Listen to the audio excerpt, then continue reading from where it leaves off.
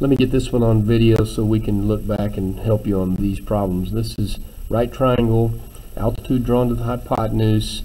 There's three unknowns, so they have x, y, and z on this problem, and they've asked you to find each of them. Like, where do you start, what's going on?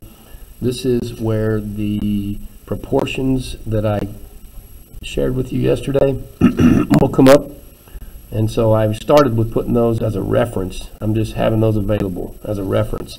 Here's the diagram they gave me. I loaded the diagram so that I've identified the leg and the altitude, and this is the whole hypotenuse. So the two parts of the hypotenuse would be the shorter pieces of that whole hypotenuse. So everything is available.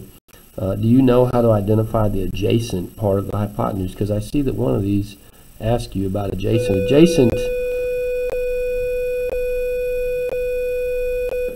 Adjacent means next to, and so it depends on whether I'm finding z, because this is what I would use with legs. If I'm finding z, then this little part would be the adjacent part. If I'm finding the 5 over here, which I wouldn't be because it's not an unknown, then y would be adjacent. Adjacent means next to.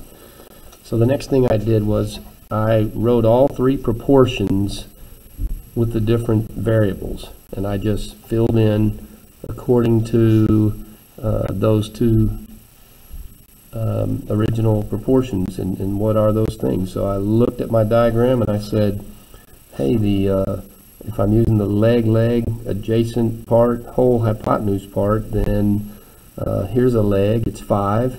I'm going to put 5 where it says leg, right?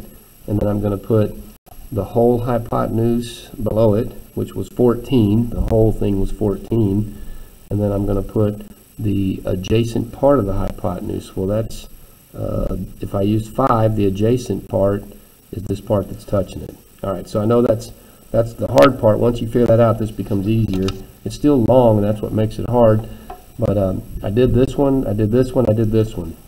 And why did I circle this one? Because this is the only one I can solve right now. It's the only one that has one unknown. And so I'm going to cross multiply and solve just like any other proportion. So 5 times 5 is 25, and 25 equals 14 times y. And then I would be dividing by 14, and that's how I find y. Okay, now once I find y, see, I can now sub in y, and then I would only have one unknown here.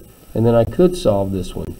So when I do that, I find that z is 13.1, and that takes me to the end of this problem, which I'm going to go ahead and solve the way that I would. So again, I'm using the y that I originally found over there. I didn't have to begin, but I'm going to use it.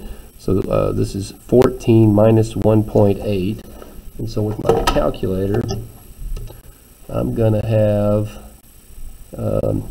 14 minus 1.8. I'm going to enter that.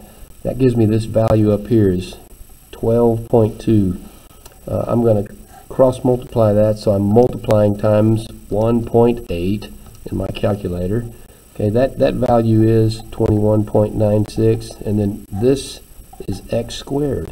And so to get the x by itself, I'm going to take the square root. And the way I do that in my calculator, I just take the value that's already in, and then rooftop 0.5. So enter that, and then there's my decimal answer, and we're rounding it to the nearest tenth. So the answer is about, right? So x is about 4.7. Hope that helps. Look at it again if you need.